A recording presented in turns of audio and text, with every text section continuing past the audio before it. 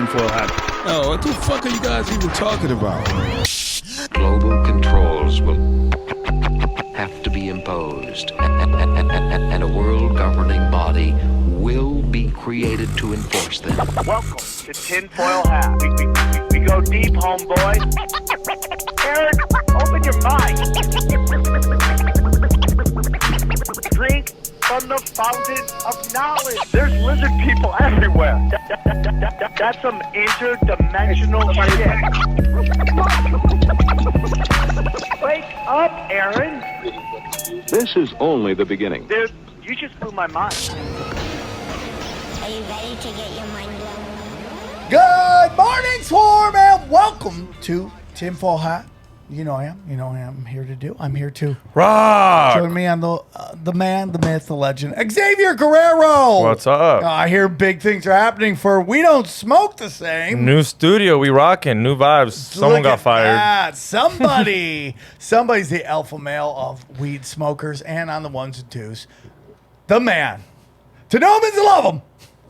Jay Nice. Johnny Woodard, how are you, buddy? I'm okay. Second time we're doing this intro, so if there's Johnny, a little weird shut energy, up. that's why. They don't need to know what happens behind the curtain.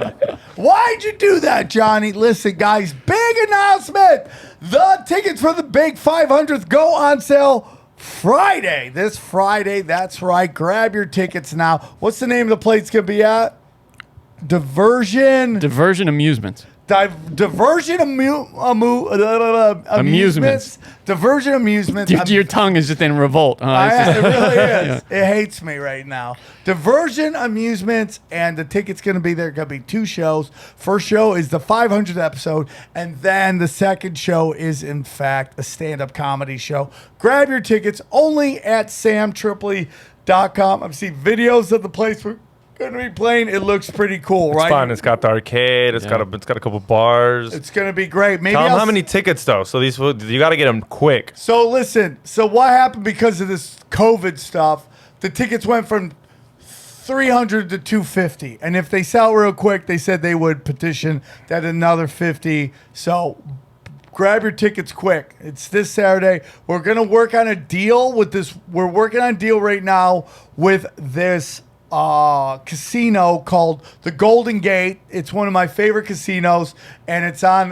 Fremont Street, and we're working on getting a discount for people who come there, so we're working on that. But just so you know, tickets go on sale this Friday, available exclusively at samtripoli.com. Now, I also have some new dates up there. As you can see there, I have two new dates. I am now doing tiny venues. I'm doing small venues to work on new material. Talking to Callum about it, I can't do new material in front of packed shows. I just can't do it. I want to do like 50-seaters, 80-seaters. There are two places, Simi Valley and Murrieta, okay? Murrieta, California. Murrieta, California. You love doing that Hispanic. Murrieta. Both those tickets, small venues, they will sell out quickly. Go to samtripoli.com.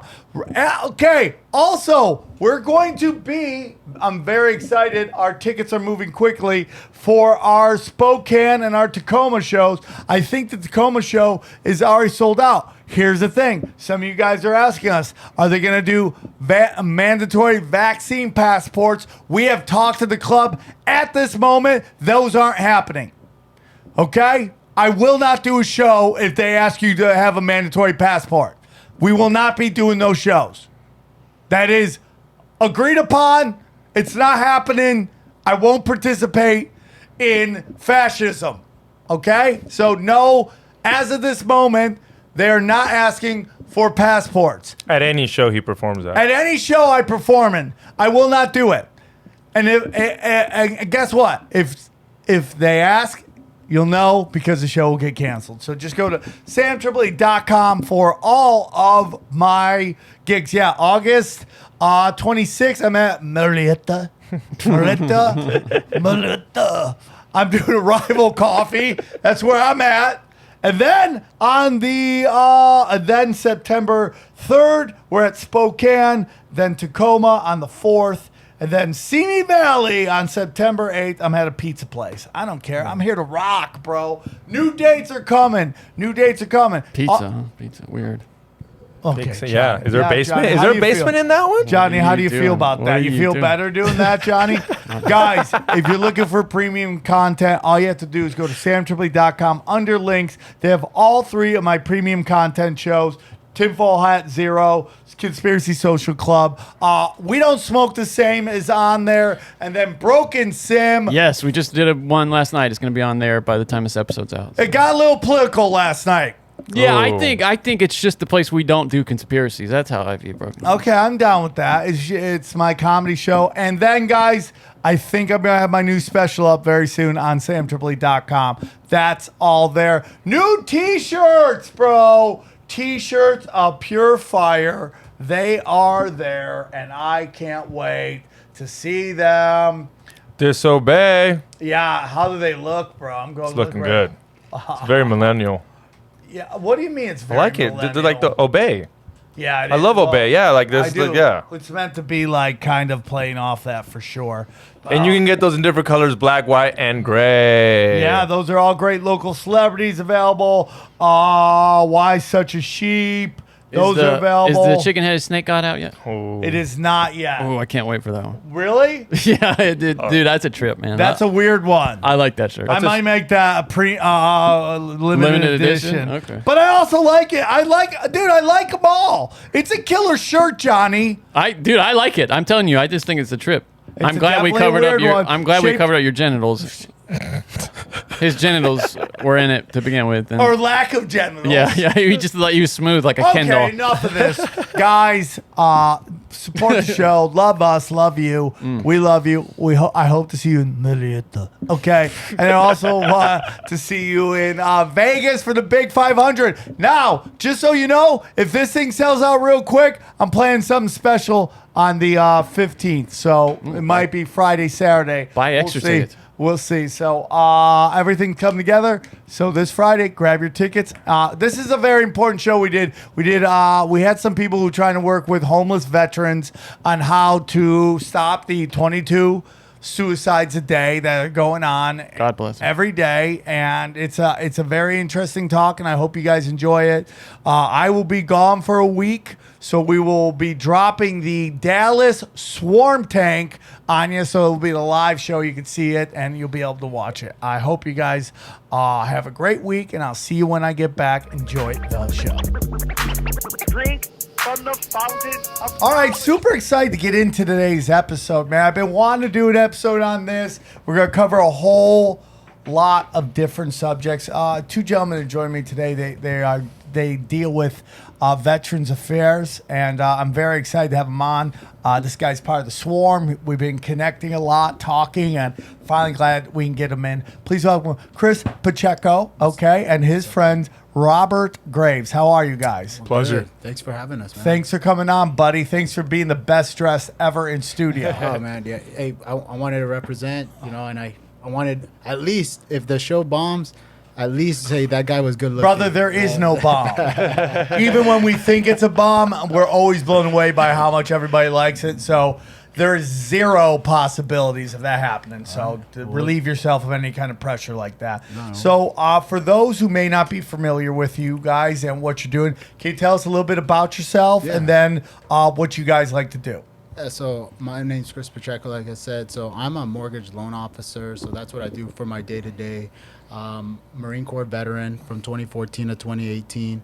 I just have worked in the veteran space. Met Robert at USC. We did an MBA program for veterans. So he's a lot older of a Marine. No offense, brother.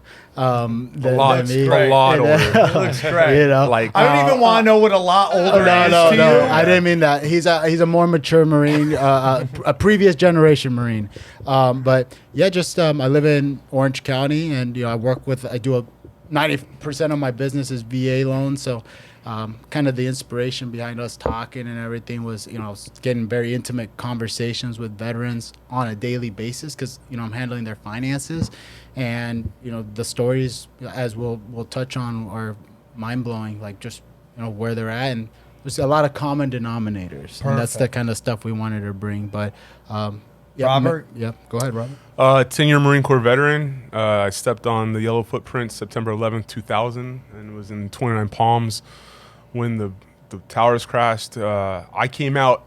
I was in this ambiguous wave of what do I do now. I was court-martialed, which if you're court-martialed, it tends to turn into a felony on this side of the world. But I was court-martialed with an honorable discharge. I had a security clearance. I ended up getting a 6-figure job. And what ended up happening from there is that when I wanted to get into education, that's when the court-martial caught up. But I'm able to vote and all this stuff. So there's this still big gray line of what are my benefits and what can I do. So when I started reaching out to get my education benefits and get my ability to buy the home through the home loan and stuff like that, my friends were like, oh man, how are you doing all that stuff? And so I joked with my wife. I said, I'll write a book. Ended up writing a book. The book turned into, hey man, had I had this book 3 years ago, my life would be different. And that turned into Year of the Vet, which is my podcast on other veterans transitions, because the book was my 6-year transition. So then we learned about other transitions, and that turned into learning about the legislative aspect and, finding myself at UCLA, which then got me into USC. And so this just built, like, life just put this building block of veteran advocacy right in front of me, which led me to working with the DAV, Disabled American Veterans. So. Well, I appreciate you guys coming on. There's a lot involved in this conversation that I've been wanting to have for a long time about the military, how we treat our vets when they come home, the courting of vet people to join the military compared to how they get treated after they're done. And we can say whatever you want about Bernie Sanders, and we can have that conversation as well. But one thing I agree with him that he said, it's like, if you could spend billions of dollars on war, you should be able to spend a lot of money on taking care of the people who send you to go fight, and as much problems as I have, and I say this all the time, as much problems I have with the military-industrial complex, I am very supportive of the people who I feel join for a couple reasons, which is, one, defend their country, and two, to make a living and pay their bills and all that stuff, which are both honorable things to do, right? I mean, like, I don't think anyone really has a problem with that. It becomes like, what are we doing? Where are we sending our sons and daughters? Right. And what are they doing when they're over there? And then when they come back, what are we doing to help them deal with that? Because in my humble opinion, war is not natural. And as much as they try to normalize it with movies and video games and all that stuff, I don't think war is natural. Right.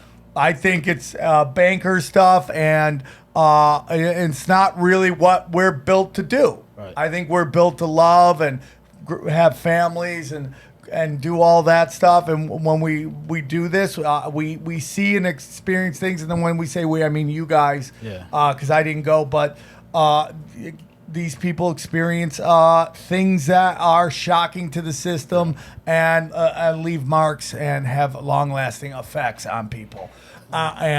So, I know this isn't a homeless conversation, but I do feel like there's a big part of, like, our homeless situation is our vets, man, and what is happening to them. It's like, how can we have these giant sporting events, these giant entertainment events showing love and respect to, people in the military, and then we have just people on the streets who obviously were veterans at some point, and now they're somewhat sad. It almost feels like a discarding, which is traumatizing. And I wanted to say a disclaimer before. So I'm a newer veteran, 2014 and 2018. So my platoon and my unit, so I was in amphibious tracks, so like beach assault stuff.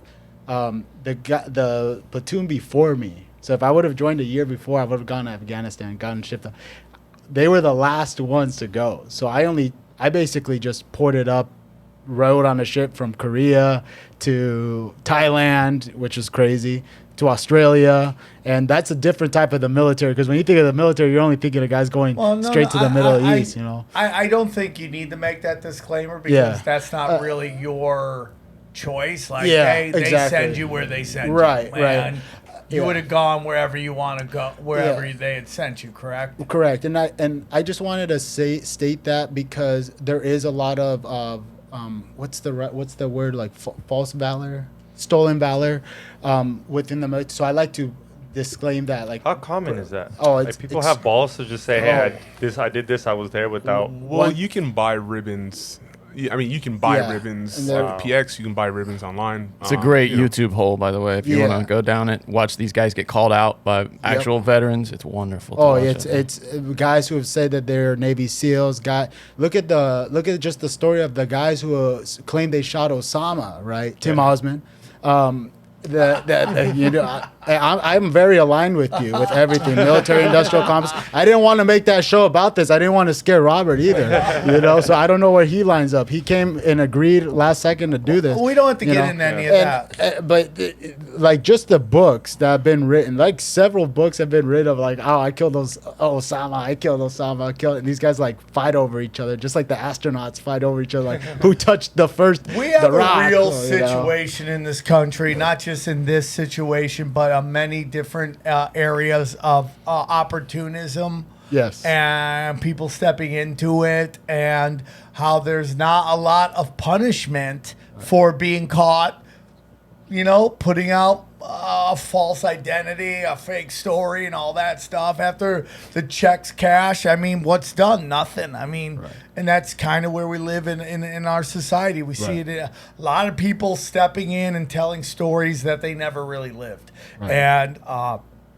don't know where that became okay in our society. I don't think it's okay. I do not like liars. And imitation is the best form of flattery, right? So, you have to take that with a grain of sand, because the majority of veterans out there are veterans who have done veteran stuff. For sure. So, there's always 10%. We have that saying in the Marine Corps, there's always 10%, right? And so we can't generalize a movement over those that choose to take the free ride. Right. Now, as it pertains to the homeless situation and our veterans, kind of, first and foremost, I'm the furthest from political as possible, right? So, like, if I'm speaking, it's not from a political standpoint. What I want to say, and again, DAV is a nonpartisan, so I'm here as a friend, and I said, man, I can't represent DAV like that because we're XYZ. However, what I want to say is this: there are thousands of military groups, veteran groups, nonprofits out there collecting money for something, right? Some of those individuals are collecting money so they can buy, flags to hand out for the veterans when they come back. Some of them are collecting money so they could, take them on fishing trips or whatnot. There's a lot of money out there for these organizations. So as you brought up, like, there's these big sporting events and XYZ. There's money in different pots for different things. Right. One thing I like to break apart real quick for veterans who I talk to about their benefits, and just last year in 2020, DAV was able to get veterans connected with their service-connected benefits of up close to $2.3 billion, right? Why I say that is there's a pot of money that the VA allocates for this specific issue, for individuals to improve and get their feet back under them so they can live independently, right? If you're a veteran who is looking at the VA claims and service process as in that doesn't pertain to me because there's somebody with 2 legs blown off and I can still walk. No. That's where we have to, educate and say, no, this is also for you. You raised your hand, you said, I do solemnly swear to take a bullet to the face if it comes at me. And just so happens that you got to walk out of the military without taking a bullet to the face, right? That benefit is still for you. Those benefits for your children to go to school are still for your children. Those caregiver benefits are still for there. That is set in stone because you raised your hand, not because you got injured. It just so happens that we have ways to take care of our injured, ill, and sick veterans as well. So I got you. And I want you to know that this show, even though we have talked about those political subjects, I'm not really interested in that right now. I mean, we can, but obviously that seems like something that you don't want to get into. No, but listen. I do. Hear me out. I understand. Listen, This guy could talk. I totally understand what you're saying. So I want to focus more on like how can we? I really, because for me, man, it's like whether it's like veterans or just human beings in general, it's like how do we deal with what's going on in our streets, man? Yeah. And you know, the military thing is great because I have heard that. All right, I want to tell you about our friends at American Home Shield. That's right. For 50 years, American Home Shield has protected household budgets from the unexpected, like a dryer that won't dry or an AC that's lost its cool. In fact, they help cover the cost of repair and replace parts of over 20 home system appliances when they wear out. No matter how old they are, service fees, limitations, and exclusions apply. See plans for details, guys. It's real simple. Here's what's going on, all right? Right now, to celebrate 50 years of providing homeowners peace of mind, you can take $50 off their most comprehensive plan ever. Go to ahs.com/tinfoil. Stop it. Right now, to celebrate 50 years of providing homeowners peace of mind, you could take $50 off their most comprehensive plans ever. Go to ahs.com/tinfoil, okay? Tinfoil now and save $50 off. That's ahs.com/tinfoil for $50 off any plan. Service fees, limitations, and exclusions apply. See plan for details. I would love to hear your conversation on like the VA and how we feel about the VA and how, you know, we could, whatever you want to say about Trump. And again, this, I don't really care to get political, but it's like, I thought he streamlined a lot of stuff to make it easier for vets to get help after they serve. Like, that's my whole thing. That's really what I want to get into. It's like, how do we help these vets who come home with all this stuff going on? What are the benefits out there for them to get taken care of? You know, I mean, like we could get into everything going on out there, but that show's been done on this show before, and it will be done again some other time. But for me, it's like, I'm just like, you know, these are people on the streets, man, and like I see how people treat them, and it breaks my heart because those were babies at one point. They were little babies, and something happened along the way, and now they're on the streets and with no safety net, and nobody's helping them. And when it comes to the VA, and when it comes to veterans, it's like something happened, man. Like some trauma or something happened where some people, you know, you hear about, oh, he's in the military, everything's clean, everything's tight, the house is clean, everything, and he takes what he learned in the military and he applies it to his life. But then there's some people who come back and it's just like they can't function in society after whatever they see. You know, there was a video out about like some of the things that were seen in war, and it, you know, disappeared for whatever reason. But it's like, it's traumatizing. And like, where do we go with that? Well, how do we get the word out to help people? Because, you know, a big thing is like, and I'd love to talk about this 22 people a day thing, or 22, like that's a real thing, man. I you know, I had two friends in comedy over the last couple of years who like just committed suicide, right? That was two people in the last 3 years, two. We're talking 22 people a day who served, who are taking their lives. What is going on here? Like, how do we deal with that? What do we talk about? Like, where do we start? More dead bodies here for former military personnel than ever died overseas during the Iraq and Afghan war. And I wanted to mention, too, so we were volunteering over at a chapter for the DAV, and they meet up at the VA hospital. What is that, like the federal hospital in West LA? So it's right next to the city of Brentwood. And, you know, Brentwood, as affluent as it is, west miles of just homeless veterans, veterans just walking around mindlessly through the VA, the compound that they have there.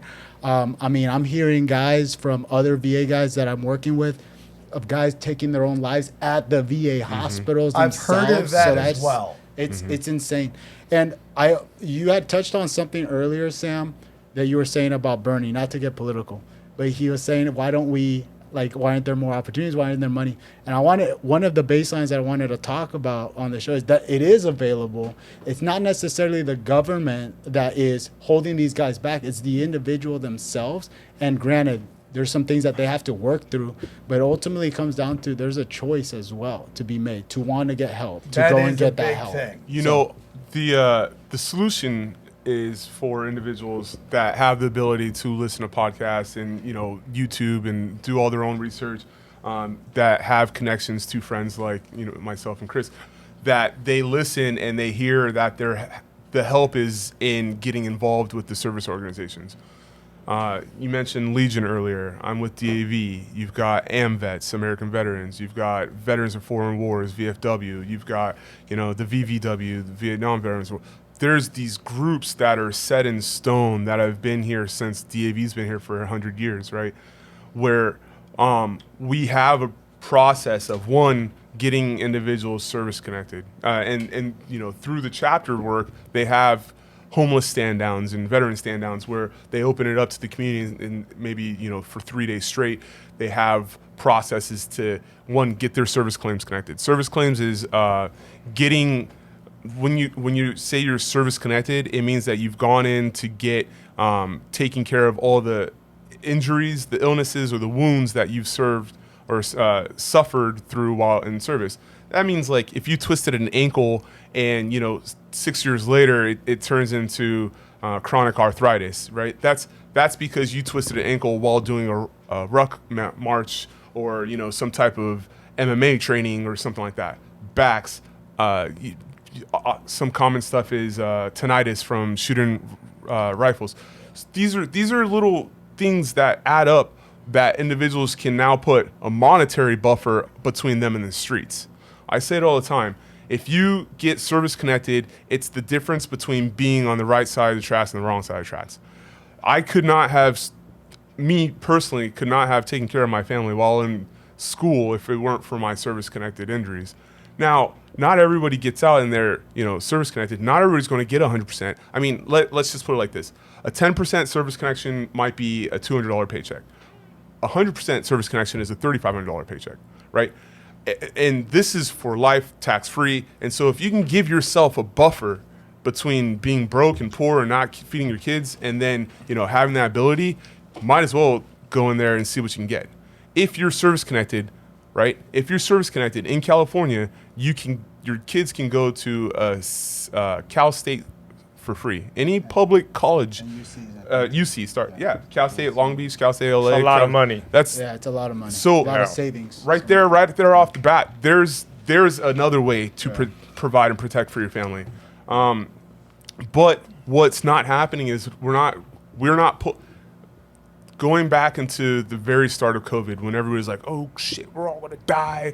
You know, we don't know what's gonna happen. Everybody who's 60 and above's dead tomorrow, right? We had no idea. So Kamala Harris's people, before she was the vice president-elect, they said, hey, what's this going to do to your population? So I had to do a background search.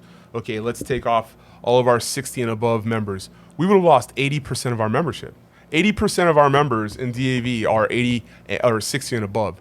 That means that our legislative voice crashes. That means that the individuals who are in the streets doing the outreach, that crashes. So what it is that I have to figure out how to get my generation involved to say, hey, it's because the reason that we have the VA loans, the ability to get Band-Aids from the VA, free federal and state park entrance, whatever it is that we get as a benefit or a compensation, was because some other veteran before me sat in a room and said, this is a problem, right? And not only did they say it's a problem, they went through the legislative process to go fix it. So when I hear stuff like, you know, Trump sped this process through, I think of 60 vets sitting in a room that like put that bill into order, right? There are people that are making this happen on the back end, people like Chris and myself, and that's what needs to happen. There needs to be more outreach, because what we're doing is we're sitting around and saying, oh, they got it. Oh, they got it. Oh, you know, Village for Vets, they got it. We don't have to do anything. And so they don't got it. They're a group who cares with 4 working people, right? Sam, if I may comment too, like just a little, I'm gonna keep it concise as possible. My like history, I was a college dropout from Cal Poly, just stoner, kind of shithead. Mom kicked me out at 20, ended up in Santa Ana, living out of my car for about 2 months. You were talking about the marketing for recruiting. Right. They have the military has the best recruiting tactic: free food, free rent. I was gone. I fought the dragon. I remember that the one. Dragon, the slaying of the dragon, the Marines. I fought the dragon. And then I bought into the propaganda and everything, man. But so I was able to still do my Marine Corps tasks, tough, a lot of hours. Got my bachelor's degree while I was in, demonized for it while I was getting it. Then I was put up on literally on a pedestal for doing it. Hey, teach all the other guys how to get their degrees. 2 months later, I was at SC, started a digital marketing business while I was in. So there's a lot of opportunities, and you were talking about Trump and streamlining stuff. He actually, with a bill that was passed during his time, because he became elected halfway through my Marine Corps, and we thought we were going to war for sure. Like Trump we're going to war. He was able to relieve all of my student debt that I had from Cal Poly. It was like $16,000, So, I got 100% disability as well, and I feel a sense of gratitude and almost like guilt because I'm going over here to the American Legion. I'm going over here to the Marine Corps League. I'm going over here to Veterans Ministry. I'm talking to some hardcore recon Marines that went through, and not just Marines, SEALs, through the jungles of Vietnam, through Korea. Saw a World War II veteran on Friday. And I'm just like, I saw nothing. And then it hurts me so bad to know that somebody went through harder stuff than I did.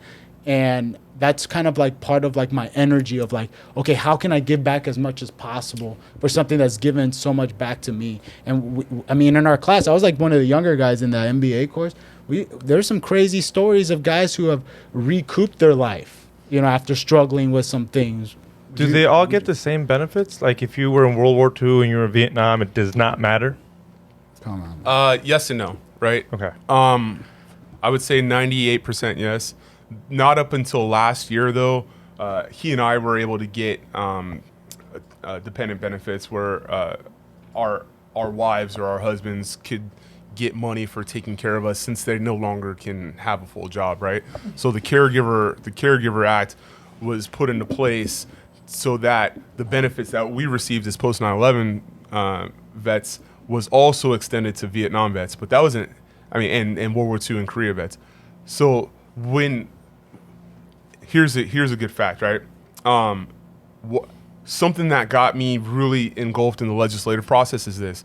It wasn't until 2020 last year that Operation Blue Water came into effect, which means that if you served on a ship on the coast of Vietnam and were affected by the planes coming back with Agent Orange, you weren't allowed to get compensated or treated at the VA.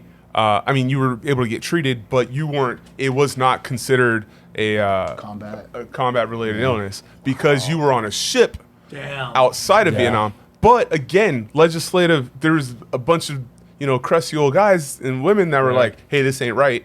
Let's make this right." And so, not until 2020, 40 years later, were Vietnam vets who were on those ships able to be classified as Vietnam vets that had been gone through that. That's a long fight. And being on ship is a but trip it's a fight too. Oh yeah.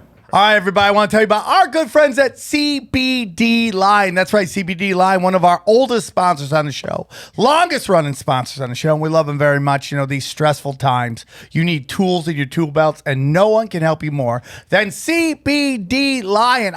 They got everything. They got vapes. They got gummy. They got those new gummies that lemon ones. Come on, nothing gets better than lemon. Dude, nothing's better than lemon gummies. Okay. They also have the new melatonin slumberberry variety pack, which I've heard is pretty cool. Variety pack, man. And that's what we're talking about, dude. They are the best of the best. I love them very much. They always come to my live shows and support. And here's what's really great, okay? They have everything you need, man. All their products are third-party tested, all right? They even have a quick little survey, quick quiz you take that'll help you with deciding which product is best. They got everything, man. They got everything. Pre-rolls, pre-rolls of hemp flower. They got new strains of hemp flower. They got lemon gummies, variety pack gummies, melatonin gummies, all this. Fun games CBD. Does it beat that? I don't think so. I love them. Every time they come to my shows, I hug them. I try to kiss them. They're like, no, it's not like that, bro. And if you like that and you want to help out the show and you want to help our sponsors, just go to cbdline.com and enter the promo code TINFOIL, okay, to get 20% off. That's cbdline, like the animal.com, coupon code TINFOIL. Check them out. We won over 2,000 positive reviews. This stuff works. Give them a try one more time. Just go to cbdline, enter the coupon code TINFOIL to get 20% off. So, I mean, my question is this. It's like, going back to the 22 that, we're losing here. Is there been any research done that you guys have seen that, like, is there a characteristic of somebody who's doing this? Let me ask, who do you think's doing it? If you had to give the spectrum of veteran. Okay. If I had to guess, it would be older male, like in their 40s or 50s, or maybe earlier. Maybe people who've come, one or two people, like people who just come back from combat, and then people who have been like fighting illnesses for a long time. Mm-hmm.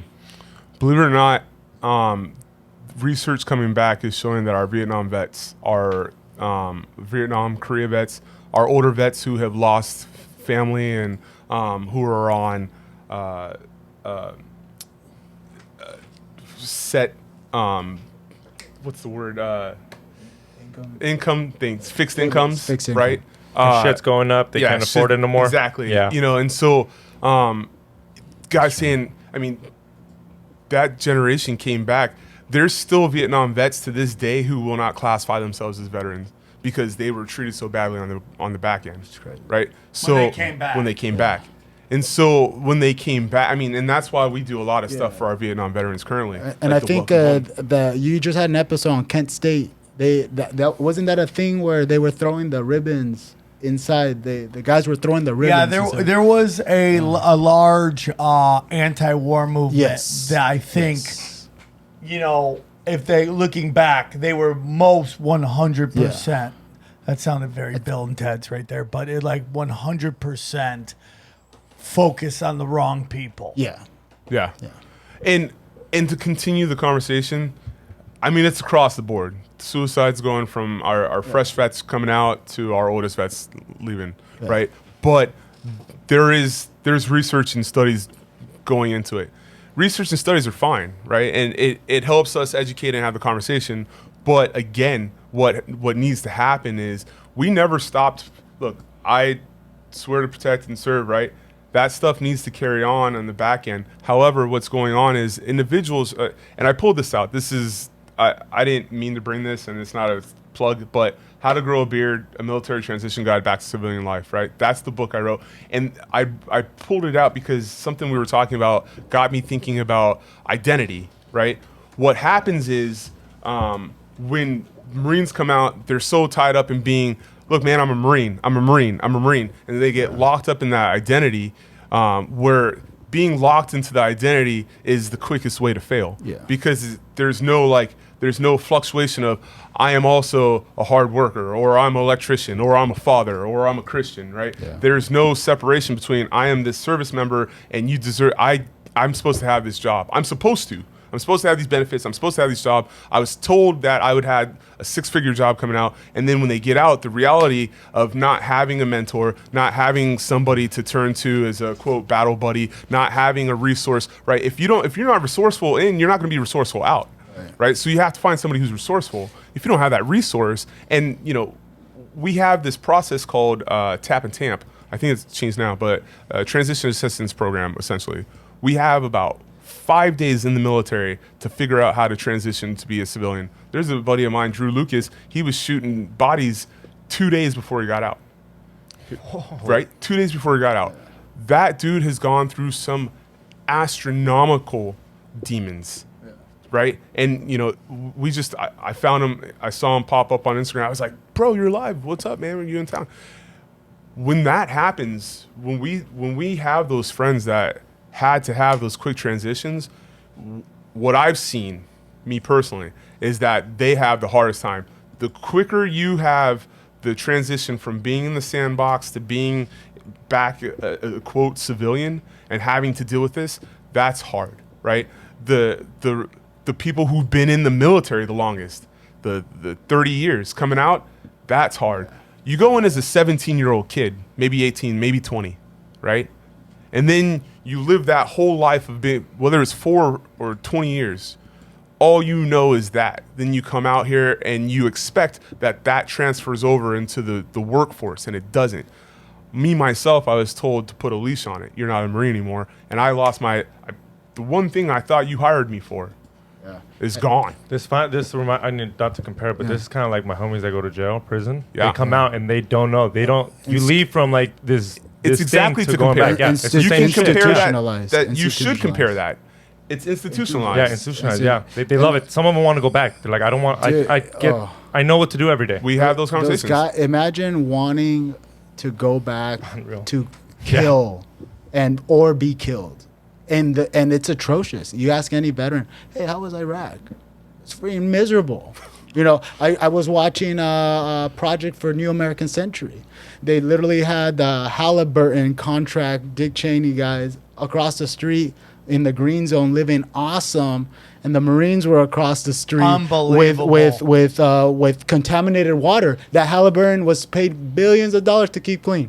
Imagine that. And I wanted to I couldn't agree more on all that, dude. I just want to talk about that. Like, for me, a big issue is like, when we talk about military budget, it's like, it's like how much of this is actually going to the boots on the ground, going to take care of our vets and stuff like that. When we looked at the beginning of the Iraq and Afghanistan war, we saw, vehicles that weren't prepared for what was going on over there. You're like, but how's that not when we spent so much money on it? And that's what I'm talking about. It's like, how much of the contract is going to the actual personnel that have to go boots on the ground compared to the contract to make a weapon or a vehicle that might or might not be used? That seems to be what is really my big issue with the military industrial complex, is that they're just constantly ramping up what their budget is. But are they?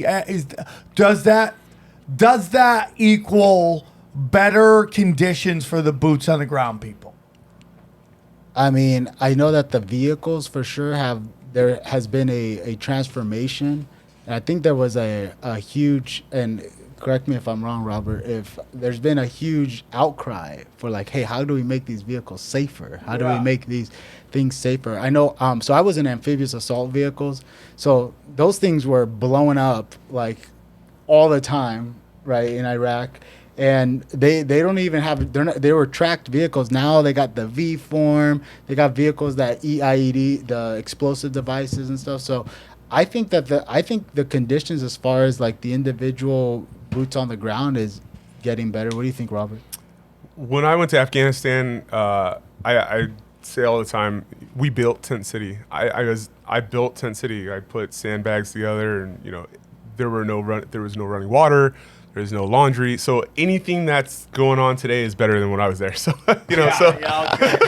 so like, I can't, I trust in science, so I hopefully that people are doing the right thing to do the right thing. So I want to piggyback on that, because there was something that you asked earlier, like, is there a common denominator? Is there a commonality? Like, who are these guys coming?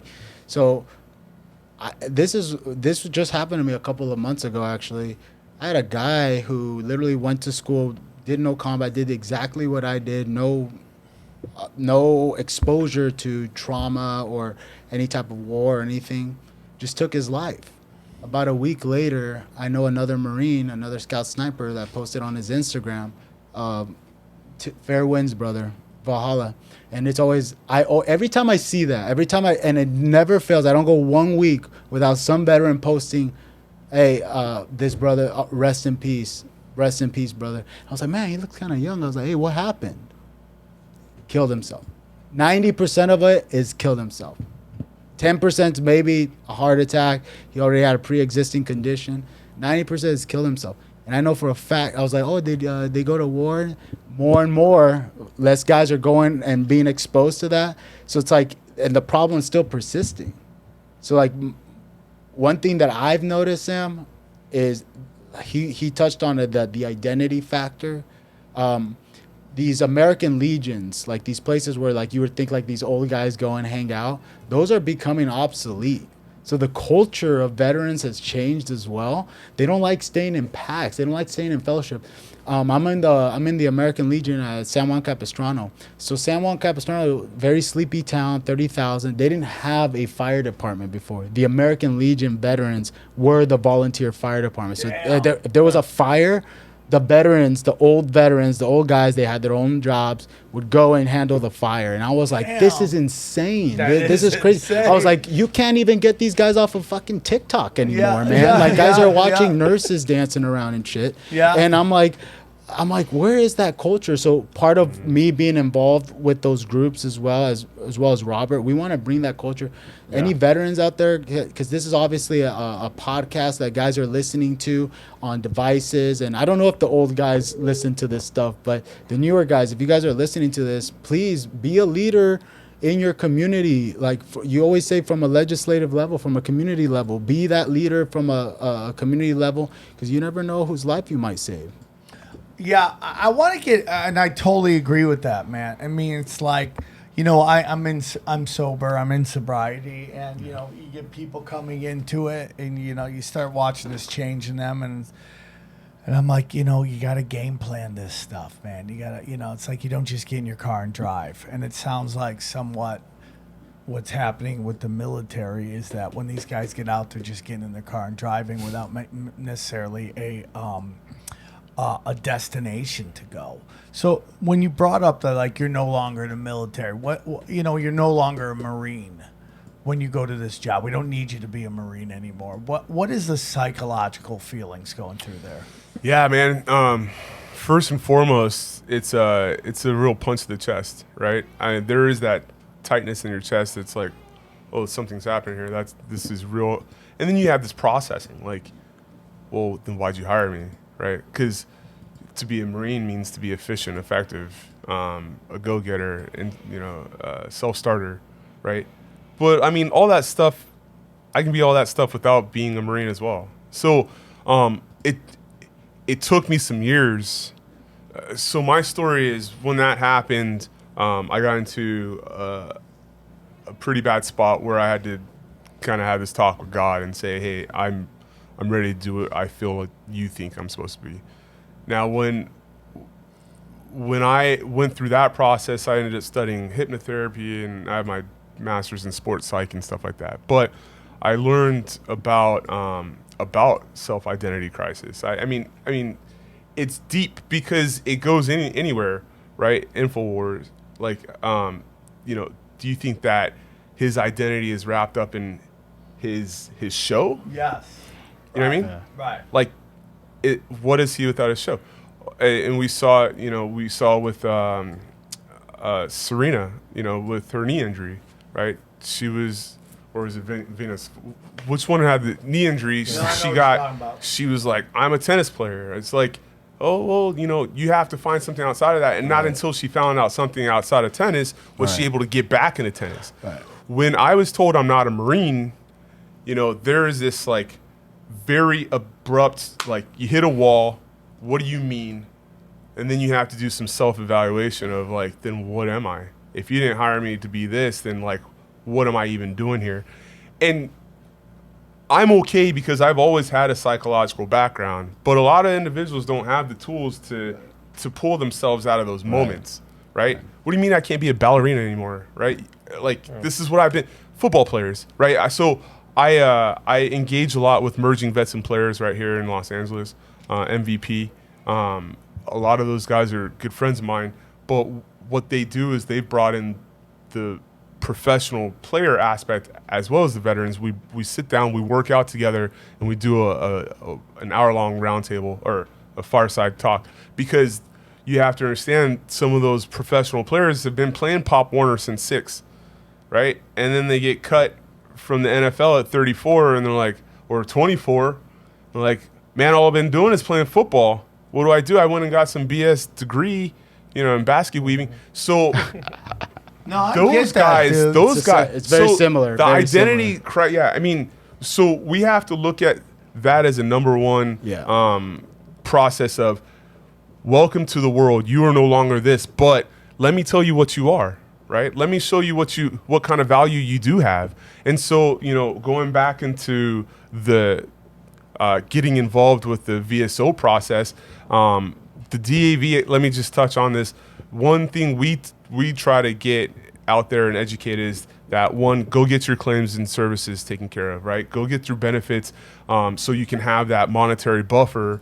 But then we have transportation programs where we go and get the vets from their houses, take them to the VA themselves, and then back home for free of charge. So we're always looking for volunteers for that. But the legislative aspect as well, getting into the mind of my generation, the OEF, OIF guys, and saying, you got to pick it up. We got to pick the packs up, and we got to put them on our backs, because there was a story told to me by an old Korean War tanker, and he goes, hey man, America loves its veterans that ebb and flow. When we came back from World War I, World War II, we were heroes. They gave us houses, they gave us jobs. We got white picket fence, we got our wives that are here, date my daughter, right? All that stuff happened. Impregnated. Right? And then Korea, it was just kind of like a war. Hey guys, you did a good job. Vietnam happened. Those guys got, shit on and spit on. They couldn't get jobs, right? They had to move out to the sticks just to get away from, people who were beating them up. And then 9/11 happens. We're back on top, but we're in this 20-year war. And people are getting tired of hearing, thank you for our service. Thank you for your service. People don't want to hear that stuff no more. The Korean War tanker said, who do you think is going to take care of us when America stops taking care of us? It's going to be veterans. It's got to be veterans. It's got to be the people who understand why we are called veterans and why we're here doing these hard things, taking care of people who have given up on themselves. Yeah. Right? So, and then on top of that, once we get their ear, we talk about employment. DAV has a collaboration with recruitmilitary.com, and we say, here's a buffer. Now here's a way to get some actual money in your pocket and have a better, decent job than what you're doing. And then we push employment or education benefits. And I mean, there is a slew of stuff out there for so much. Unfortunately, there is a lot of homelessness going on. That doesn't mean there's not a lot of money or sponsorships or anything that's out there for them to improve their lives. I mean, in Venice, you can get three meals a day. Yeah, 3 hots and a cot. Yeah.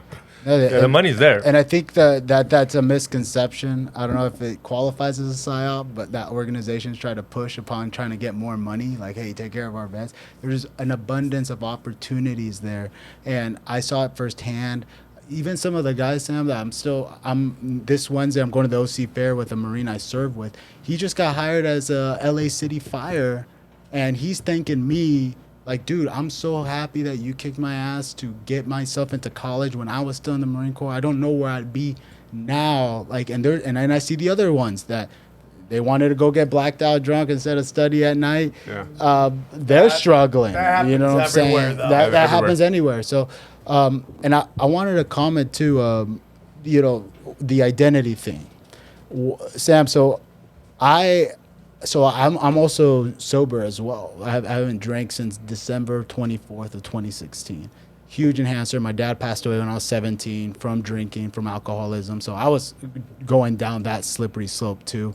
And I was an insomniac. Wouldn't sleep for 5 days straight, get blacked out drunk Saturday and Sunday. I had like this condition where I could only sleep when I was drinking. It was bad. And I did that almost my whole entire Marine Corps career. It was the spirituality aspect though. And I'm not trying to push religion. I'm not trying to push I just choose, like, I think the last guy talked, he's like, that my team is Christianity. My team is Christianity, but they have to find some type of higher power. it's already been proven time and time again. You put your identity in the military branch that you served in, on the ribbons that are on your chest, on the team you played with the NFL players, 85% of them going broke after their careers are done. It's all failing. But nobody's like, I feel like nobody's talking about, because Christianity and spirituality is kind of demonized.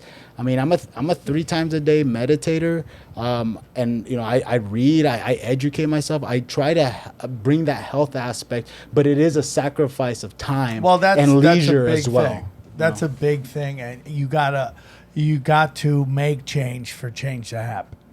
And we can get into all the stuff going on with in our what is perceived going on in our world right now and all that stuff, because I see it happening, with the demonization of certain things and certain people and certain ways of believing, and that's all to get us all to fight with each other. Right. I mean, that's ultimately for me, it's live and let live, and you want the only person to come to save you is yourself. You gotta, and even when you apply here, like, you can't save somebody who doesn't want to save themselves. Right. They gotta want to pull themselves out of the situation. It's like you help somebody.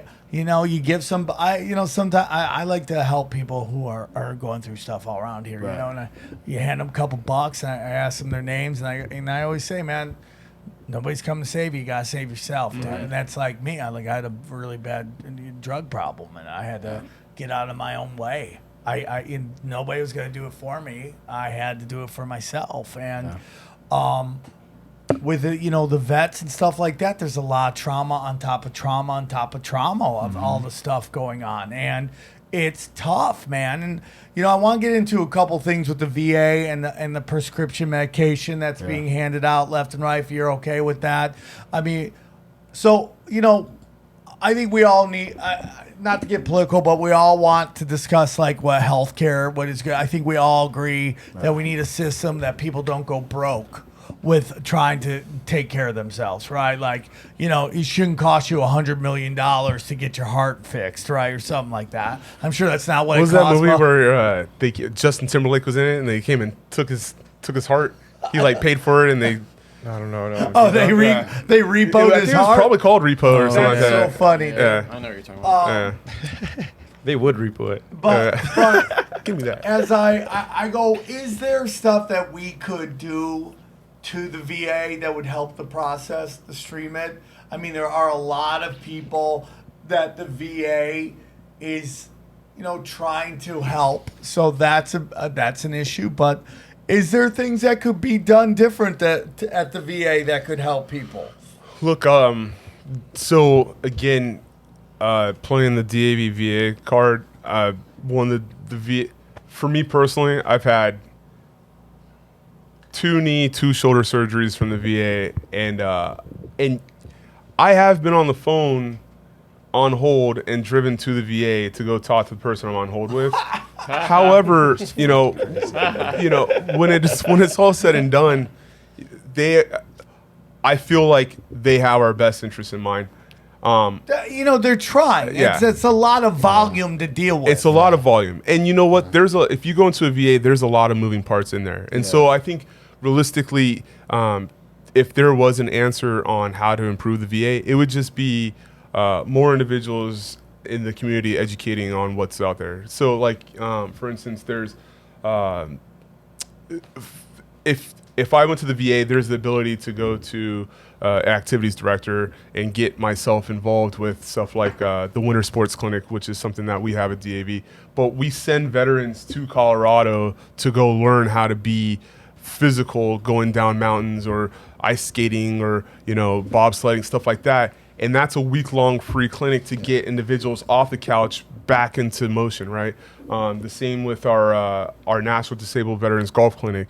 Out here, we've got in California, we team up with Angel City Sports and get them veterans to help coach children with disabilities, right? So our next DAV California, our next convention will be fostered around adaptive athletes. So that's just one portion. But then you've got the women's health clinic. Then you've got the family readiness clinic. Then you've got, I mean, there's so many, people don't even understand. If you're having, and this is for everybody listening, if you're having an issue with your doctor and you don't feel like you're being listened to or heard, go to the ombudsman, go to the VA clinical workers that are there to be the buffer between you and your provider, because you may be right. Maybe you are getting, I always say this, look, the people who work in the VA are just like you and I. There are people who have families. They, had to get gas this morning. They went to Starbucks and they didn't have the vanilla latte, whatever it was, right? They're people that are having everyday problems. They're not some special person. However, I understand that they're in a world of service, right? They're in a world of customer service. And sometimes we get frustrated because we don't have good customer service. But if the VA had the opportunity to go again, educate all of that's within their walls, I think that would help the conversation of like what is available for me. And nobody goes to the VA, Chris. No, nobody goes to VA when things are going great, right? Nobody like shows up going, I bowled a 300. Just wanted to let everybody know that, right? Yeah. I say the same thing about like the city hall. Like you always go to city hall and everybody's getting sued or like paying a traffic ticket. Yeah, it's like chaos, man. So it's the best they could do at that point. Chris, what would you want to say? I wanted to chime in, and this one probably aligns with some of like the big pharma episodes that you've gone that have been talked about on this show. Now, when I got out of the military, I had the problems with anxiety. I had my jaw broken, several injuries just from training. So it's I worked in heavy equipment. It was dangerous, right? So the VA said, okay, we're gonna need you because of your injuries to take 8 of these prescriptions, just like that, like boom, boom, boom. 1 for sleep, 1 to not feel drowsy during the day, 1 so that you don't get arthritis in your ankles. And I was like, and these are just like injuries from like working out, right? It's not like you say you didn't go like on combat. Yeah, so this is just from like training operations and whatever. And they wanted to give you all that. For that? that? And like I was like, my wife was just basically like, no, like we're going to find other solutions. And at this time I had already stopped drinking. So that helped my sleep a lot. And that's what I struggled with the most. And the biggest prescription that's being handed out there is Ambien. It's the sleep meds. It's the most prescribed medicine in America, and it doesn't go different for veterans. A lot of veterans struggle with sleeping, and even just the science of sleeping, of like all the nutrients and the fruits that you get from your subconscious and your REM sleep. So I got into CBD, I got into cannabis, and I was actually, when we were at SC, I actually started the first cannabis organization for USC, and we worked with the School of Sociology, and I was exposed to, there's veteran groups out there, Weed for Warriors, the Veteran Cannabis Coalition, some smart dudes, way smarter than me, just exposing just the horrors of big pharma and the VA together. I was talking to a former heroin addict today, Sam. And I asked him, I was like, yeah, I'm going on this show we were talking about, and we started talking about big pharma. He's like, yeah, man, the opioids and all that is crazy out there. And I was like, you know what's crazy? Imagine you as a drug addict. He's like, you had to pay for the drugs, right, from like a dealer and stuff, like on the streets. And he's like, oh yeah. I was like, well, do you think that it would have been harder to quit if you got it for free? And just had to walk into a place and just get the refill of the prescription. He's like, dude, he's like, is that what's going on? It's all free. I'm like, oh yeah. I'd be dead. I would be dead. I would. I lean into all my vices. So if it was free, I mean, sometimes I think like the only thing that stopped me from going completely nuts is that I didn't have the money to totally indulge in it. So as much as I would if it was just free all the time. So, we got a short time left here because I know we got time restraints. What can we do from a spiritual point of view for our vets? What can we do moving forward to help these guys just get out of their own way? Because I think it's very important. I mean, I'm going to ask a real question. And this could be a hard one. Is there a time when you're serving where you're like, what the fuck are we doing right now? Like, is there a time? Every day. Every day. No, it's not. In the Marine Corps, so there's different branches. Being in the Marine Corps, it sucks. They call it the suck for a reason. You ever seen the movie Jarhead? Why the Marines? Why did you join the Marines, not the Navy or the Air Force? I always ask that. Why the Marines? I'll give my fight take the first. dragon. Yeah, to fight the dragon. The propaganda. You always known it. You always known it as the most badass branch. Mm-hmm. You always wanted to get the title, and it's crazy. It's all hand-me-downs from the army. The army gets all the badass stuff. Like, Really? I was eating meal MREs, which are like packed meals Yeah. that have that were past the expiration date. And So do they do that to tough you guys out? Say Is that again? done on purpose to tough you guys out? Because if you guys I are don't number know. like I mean, I don't know what it is. There And used to be a the saying, vehicle, if you all the can't- vehicles were former army, and then the army cats that we went to SC with, they were like, they were all telling us, oh yeah, we had like the meal ready to eat was supposed to be for one day. They had one that lasted the whole week. I was like, I never even heard of that shit. Yeah, no. Air conditioned vehicles. Like, I'm just like, what? I was like, are you fucking kidding we me? had a saying in our unit: if you can't duck it, fuck it. Right? If you can't put some duct tape on it, there it goes. But it's that all throws back to budget, right? Budgeting, we get thrown in with the Department of the Navy, and the Navy, it's blah blah blah. So, but I joined because my best friend a year prior joined, and I lost this. I thought I was going to get a scholarship. Long story short, it didn't happen. So I was like, I'll join the Marine Corps. Changed my life, but. Yeah, when you talk about what are we doing here, I mean, we're out there in 29 Palms, like raking sand, sweeping, sand off of sandy.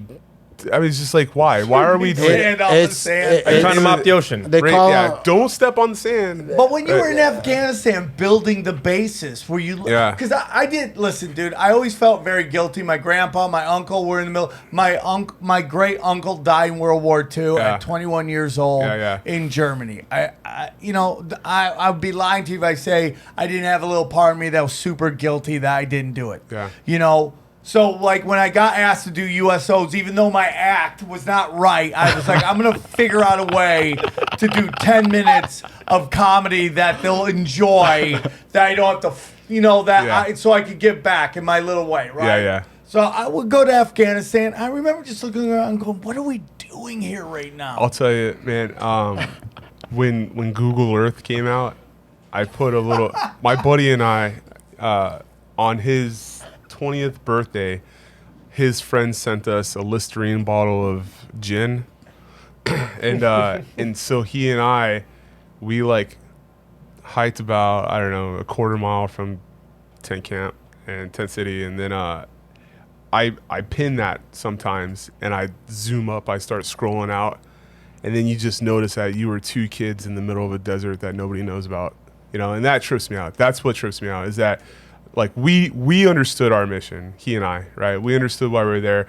and realistically, we didn't, right? I mean, none of us do, right? None of us really know the big picture, but we knew what we were there for, and then to just scroll out again, and there being 15 of us in our shop, just kids, 18-year-old kids, man. But I think that throws into some of this identity issue on the back end, right? When people find out what they were really, supporting, and what they were really doing, that does throw some people through the internal, like, is this right or wrong kind of stuff, right? But all in all, when it's all said and done, people want to go back in because of the camaraderie. People want to go back in because there's a little to get that thrill of fighting wars, but not everyone's a war fighter. I would say 99% of the military is not on the front lines, period, right? We are a self-sufficient entity. The Marine Corps, we have our own electricians. We have our own, we've got our docks with the Navy. We've got our own plumbers. We've got our own chefs. We are self-sufficient. So when you come out, if you can't be part of that self-sufficient crew, it does turn into a problem. Then I asked, if it's like that, then why would you leave as a Marine? Because I know my sister's husband. He says I'm here till the end. Like I'm here till I get all the time. So I understand if it's so much love, and I mean it's obviously some of it's shitty. Can you go back? Like if you leave, can you like say you don't like it? Yeah, you can. Sometimes there's like certain parameters you have to still qualify, like physically, but. I'll tell you the big reason I left when I figured out how much I was making an hour. It was less than minimum wage because of the hours. There's no you don't go home at a certain hour. It's training operations. I mean, yeah, I'm not saying it's easy. He's tough. He's on the boat a lot. Yeah. We have to wrap this up real quick. I'm sorry because people have time restraints, but I'm just gonna ask this one last. I'm sorry. No, dude. No, dude. I want to get you out in time, and I didn't mean it like it was a bad thing. I appreciate you coming on the show. But one thing I want to talk is like from a spiritual point of view, like how can we help from a spiritual point of view our veterans? Like what can we say to them? What can we do for them? What can we show them? Obviously Chris is meditating all the time, but how do we get that? How do we get people to understand there's something bigger out there? I hate to plug my stuff again, man. Plug away, bro. Well, so I started Year of the Vet. Again, the book was my 6-year transition. Year of the Vet was to get the story of other people's transition, to say, hey, look, I too fell on hard times and I am an actor now, or an actress, or I'm an entrepreneur starting this, or I'm a social media whatever it is. If you can see it, you can be it, right? So us, quote, successful veterans on the right side of the ground need to start reaching back out. On a spiritual level, we just need to reconnect, period, right? You need to show people that they have the ability. There's plenty of individuals that have bounced back once they got connected to the resources that are out there. Again, we need to talk about the resources that are out there. www.davcal.org will take you straight to us. If you want to start a claim right now, www.davcal.org/claims, right? If you're on the national side outside of California, www.dav.org. No matter what, you're going to find information to help your life improve from where it is today. And that's the spiritual part. Organic help, reaching back out to the community and saying, look, I wrote down here a mountaintop. I told all my vets, I don't want to be on the top of the mountain peak and then have to come back and tell you what it looks like. I want you to come and experience it with me. So I'm going to come in, or I'm going to reach down, I'm going to tell you all that's out there. But just like you said, you got to go get it yourself, right? You can't want recovery if you don't want recovery. You can't be sober if you don't want to be sober. Guess what? You're not going to be with home if you don't want to not be homeless, right? So, but it's our job, even our civilian counterparts, to say, hey, did you know that there's help out there? When somebody's out there asking for change on the street, I might give them $1 or $2 or $5. I'll also give them my business card and say, hey, it's time to go get changed up, to go get fixed up, So that's what I got. And you ever seen like on like business websites, they'll have case studies of like success stories of like what they've done for their clients. So personally, like at the church I go to, at Saddleback Church, like just in our veterans ministry, insane stories of guys who've like been lost in drugs, been lost in alcohol, lost their we didn't even get into the family unit of these veterans, high divorce rate, things like that. A lot of alcoholism, very promoted. The stories that I hear though, Sam, I've seen the case studies right in front of my eyes, even in my own life, been on the brink of divorce, being an alcoholic, having that spiritual life, having that higher power, saying, Lord, take over my body, use me in some way, relieve me. The power of prayer is huge. If you're asking what you can do, Sam, pray for our veterans. Pray that these guys have awareness. And for those veterans, you see an opportunity, please reach out to guys. You're really a makeup of who you hang out with. Start hanging out with successful veterans, guys that have what you want, and then you'll see how your life dramatically changes. So it's DAV.org. That's DAV.org. I'm looking at the website right now. If you're a vet and you need help, get help, man. Don't, that's a big way I've been ending my shows lately. It's just like, reach out, man. It's time to reach out. Call somebody, help somebody. That's how we do it around here. Guys, I'm very thankful you came on, had a great conversation. I've always wanted to do an episode on this, so I am honored and privileged. I will make sure I get any links you guys want to promote to your book, to your website, and we will make it to your podcast. We'll make that happen. Guys, I hope you're doing well. Like I said, this Friday, the 500th episode tickets go on sale in Vegas September 16th. I might be doing something interesting on the 15th as well. Can't confirm that until everything is moved to where it is. That is Friday. Tickets go on sale. We're working on some hotel stuff for everybody as well. If we know a bunch of people are coming into town, we're going to do it. Like I said, I have a bunch of small show dates coming up to work on new material. If you're in the area, I'd love to see you. Thank you guys. Thank you guys. I'll see you when I get back into town. I'll see you guys when I'm back. I'm going home for my 30th reunion. I am old, and we will do it again soon. I love you guys. Thank you guys for coming out. We'll talk to you soon. Take care. We go deep, homeboy. Aaron, open your mind. Drink from the fountain of knowledge. There's lizard people everywhere. That's some interdimensional shit. Wake up, Aaron. This is only the beginning. Dude, you just blew my mind. Tinfoil hat.